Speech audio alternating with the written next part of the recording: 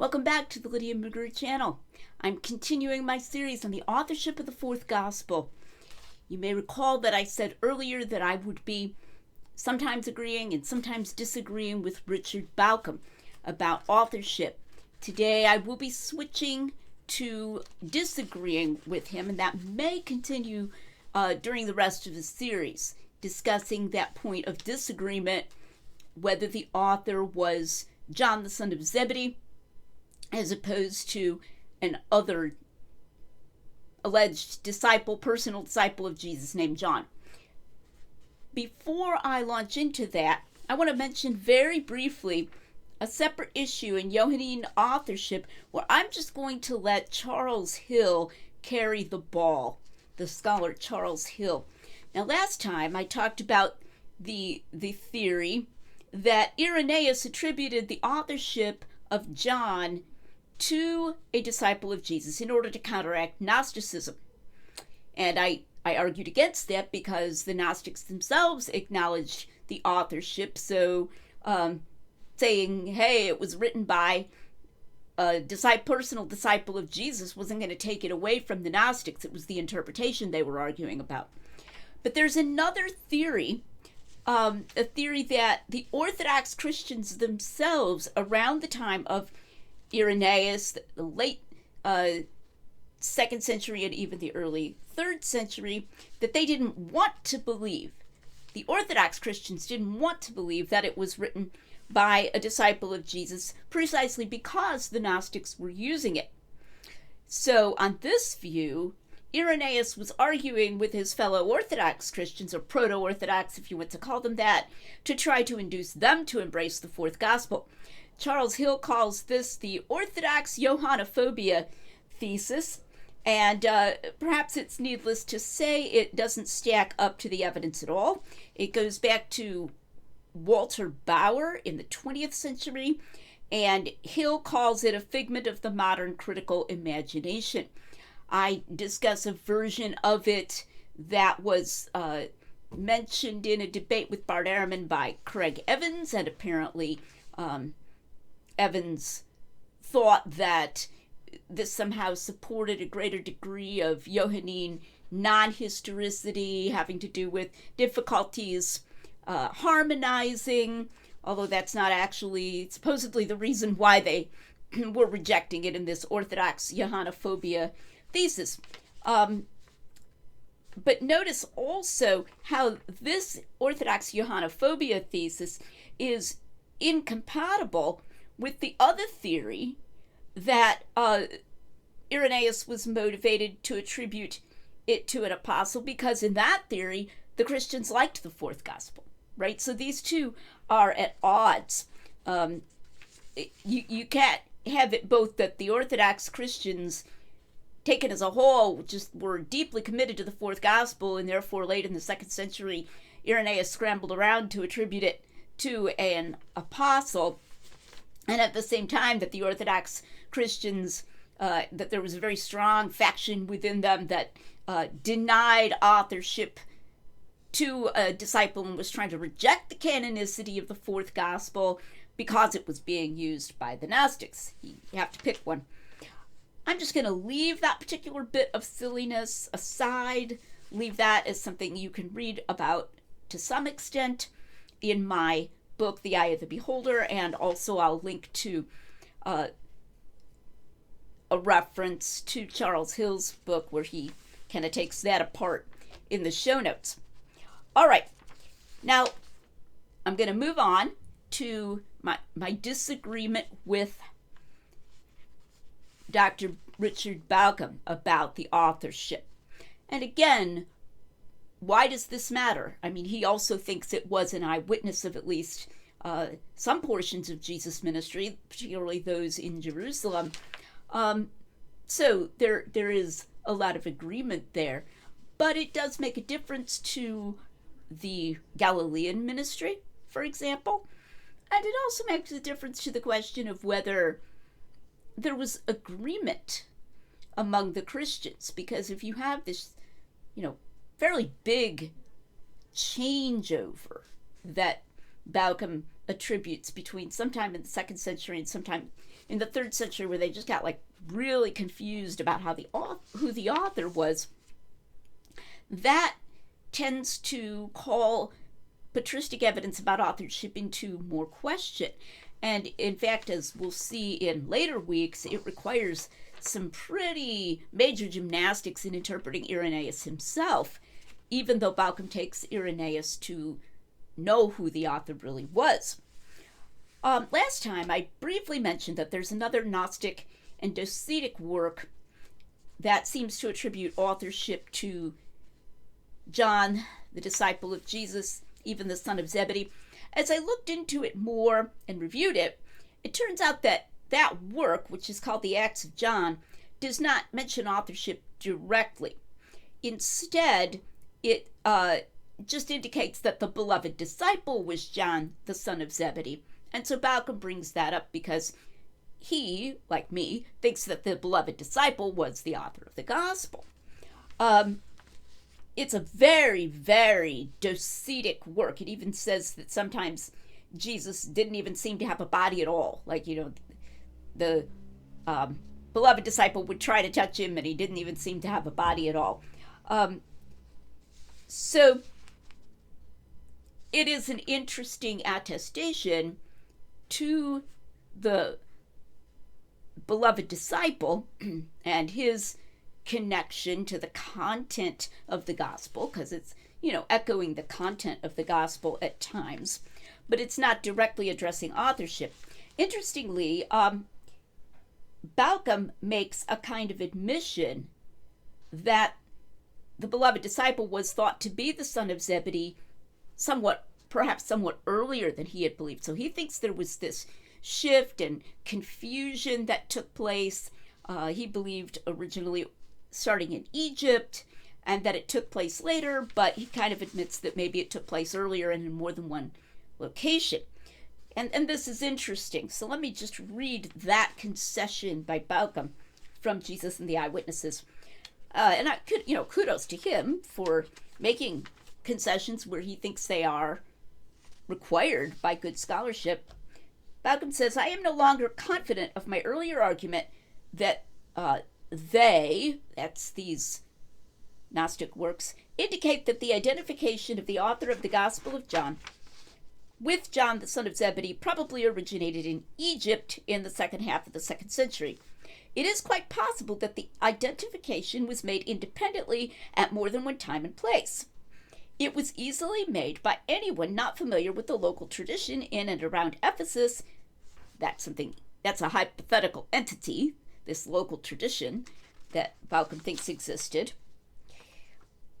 that distinguished the two Johns. Moreover, since there was nothing obviously incompatible between what was positively known about John, the disciple of the Lord in Ephesus, and what was known about John, the son of Zebedee, from the Synoptic Gospels and Acts, even someone familiar with the Ephesian traditions could ignore the distinction. Now, I consider this to be quite an admission. He's admitting that these allegedly two different people, one of whom he believes was the author but not the son of Zebedee, were pretty much indistinguishable in description. Okay, and in my opinion, which I'll be arguing over the next few weeks, Balcom's argument that they were distinguished even in Ephesus are really ad hoc and unconvincing. When you have two people that have so many different properties that are the same that it's just so easy to confuse them, there comes to be a legitimate question at a certain point, why are we alleging that these are two different people at all? Today I'm going to focus on his argument that the Muratorian Canon implies that the author of the gospel was not the son of Zebedee. So, the Muratorian Canon is a 2nd century fragment that we have that talks about authorship of the Gospels, and we only have part of it. That's why it's called a fragment.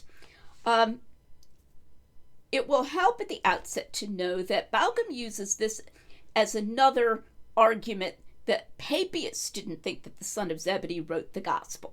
And I've addressed one argument for that before, But he also argues that the Muratorian Canon was influenced by Papias because of a concern about order, chronological order, and that's like common to Papias' discussion of Mark and to the Muratorian Canon, and therefore that the information in the Muratorian Canon comes from Papias, and therefore that if the author of the Muratorian Canon thinks that the author of the fourth gospel was not the son of Zebedee, probably Papias thinks so too. So it's this very indirect argument.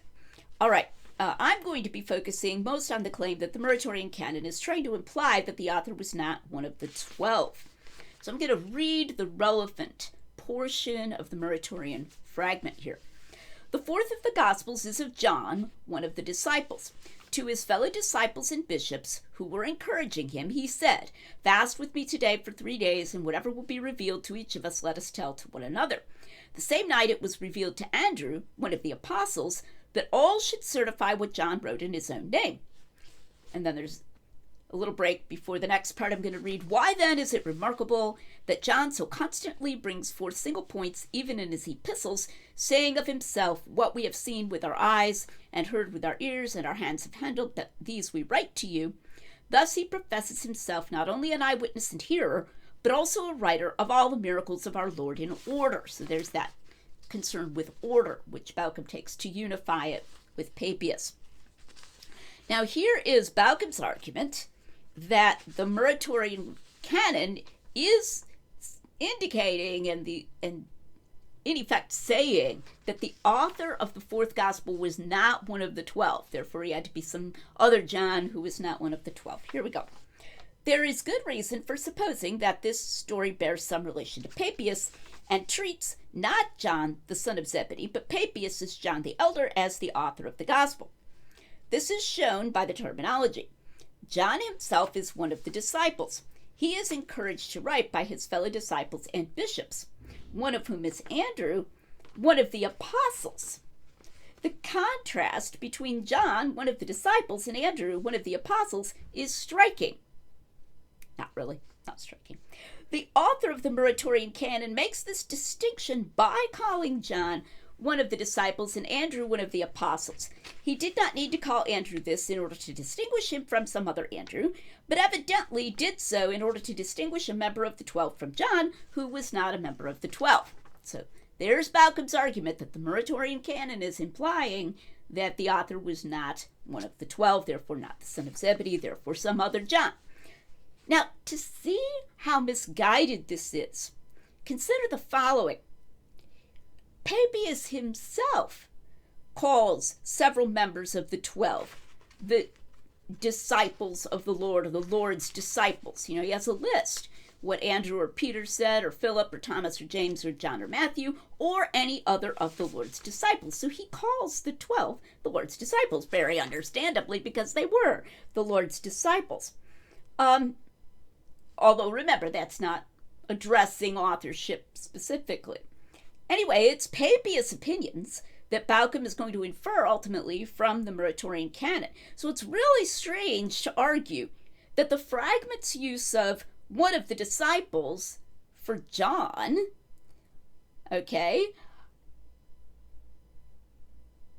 indicates that he was not one of the 12, then use that to infer that Papias also thought that the author was not one of the 12, even though Papias uses the Lord's disciples to refer to the son of Zebedee and other members of the 12, and Balcom admits this. So, you know, the language concerning order is supposed to be somehow borrowed from Papias. The opinion which he's going to attribute to both Papias and the Muratorian Canon, that it was not one of the 12, the author was not one of the 12, is supposedly borrowed from Papias. But the phrase, the Lord's disciples, or the disciples of the Lord, are supposedly used in completely opposite ways. In one case to refer to members of the 12, and in the other case supposedly to distance the author of John from the 12. Something strange going on here. Okay. So why is Balcom saying this? Well, because he's insistent that the phrase, one of the disciples in the Muratorian Canon for John, is being used in contrast to Andrew, one of the apostles. In other words, that apostles is being used here specifically for the 12. And so therefore calling Andrew one of the apostles and calling John one of the Lord's disciples is supposedly implying that he was not an apostle. But now the terminology gets crazy again when you consider the rest of Balcom's work on this issue. Now, Justin Martyr says that the Gospels are memoirs of the apostles and their companions. But when talking about Justin Martyr, Balcom says we have no idea what he means by the apostles. Okay, so when it comes to Justin Martyr, he says they were written by the apostles and their companions, but we don't know what he meant by apostles. Now, in The Eye of the Beholder, I argue that we do, and that in the relevant passages, Justin is using apostles to refer to the 12 plus Paul, which is actually a very Pauline kind of thing to do, actually. The apostles is a very, can be used in a restrictive way, it can be used in a broad way, but that Justin is using it in a more restrictive way. Read The Eye of the Beholder for that argument. But the point is, so apostles and Justin, Bauckham says, no idea. In Irenaeus, as we'll see later, Irenaeus says that the author of the gospel was an apostle, but there suddenly Bauckham is saying that this doesn't mean a member of the 12. There he's arguing, Irenaeus is using it in this much broader sense. So, before the Muratorian Canon, Justin Martyr, no idea what apostles means, according to Balcom. After the Muratorian Canon, Irenaeus, he's using apostles in a broad sense, so when he says the author was an apostle, he doesn't mean one of the 12. But just here in the Muratorian Canon, when they refer to Andrew, one of the apostles, there it means the 12 specifically, and therefore it's contrasting that with John, one of the disciples, and denying that he was one of the 12.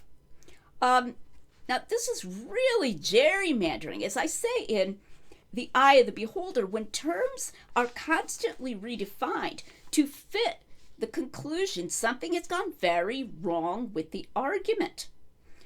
The only remaining argument that Bauckham has here is that the phrase one of the apostles for Andrew doesn't seem to be serving any very useful purpose. So he says, it's not distinguishing him from another Andrew, for example. So he's like, I got to give it a distinguishing purpose. And then he comes up with, well, that must be the purpose to distinguish members of the 12 from non-members of the 12. That must be why the author's using one of the apostles, or saying that Andrew was one of the apostles. But not every use of a title, like one of the apostles, has to be distinguishing someone. In fact, Balcom admits that sometimes someone is referred to as an apostle just in an honorific way, that you're just like, hey, the apostle so-and-so, right? And we're not contrasting that with someone else. We don't always have to be contrasting that with someone else who wasn't an apostle. In fact, interestingly, concerning Andrew individually, in the Gospel of John itself, Andrew is referred to at the feeding of the 5,000, John 6:8, in an unnecessarily wordy way. It says, one of his disciples, Andrew, Simon Peter's brother, said to him. So, once you have one of the disciples, Andrew, you certainly don't also need Simon Peter's brother, because there was only one member of the 12 named Andrew, and it's told us earlier in the Gospel of John that he was Simon Peter's brother. It's just getting wordy. Now, I'm not saying that John 6:8 directly influenced the author of the Muratorian Canon, but what I'm saying is sometimes people are just wordy. So to call Andrew one of the apostles does not have to be given some sort of heavy meaning. Oh, gee, why did they say this? One of the apostles, this unnecessary phrase. Oh, I bet that it's, subtly implying that John, who's been mentioned as the author, who was one of the disciples, was not a member of the 12. I guess that's what it's doing. Even though that's at odds with how Balcom interprets these terms in other authors, including Papias' use of disciples, Lord's disciples, in the very passage that he compares to the Muratorian Canon. So we're really getting a lot of ad hocness going on here, and leaning, I believe, a very, very heavy undue weight on the reference to Andrew as one of the apostles. Okay, that's all for today. I will be continuing this discussion of the other John thesis and the claim that the external evidence is compatible with it being the other John. The way that Balcom argues is he says, well, I always took it that the external evidence had him being the son of Zebedee, but then when I examined it, I found that I could interpret the external evidence in such a way that the author is not the son of Zebedee, at least up through Irenaeus. And I'm going to be arguing that that really gets strained, increasingly strained, as it is here. And then I'm going to have to get to what is generally taken to be the strongest argument against the author being the son of Zebedee, which is certain internal evidence. I just had a correspondent write to me after my previous video went live, and he basically said, well, look, I think the internal evidence makes it just impossible for the author to be the son of Zebedee. And it's a very strong position. It's a position that a lot of people take, and I think it's wrong. So I will be getting to that eventually as well. Please come back, like and subscribe the Lydia McGrew YouTube channel, where we're making common sense rigorous.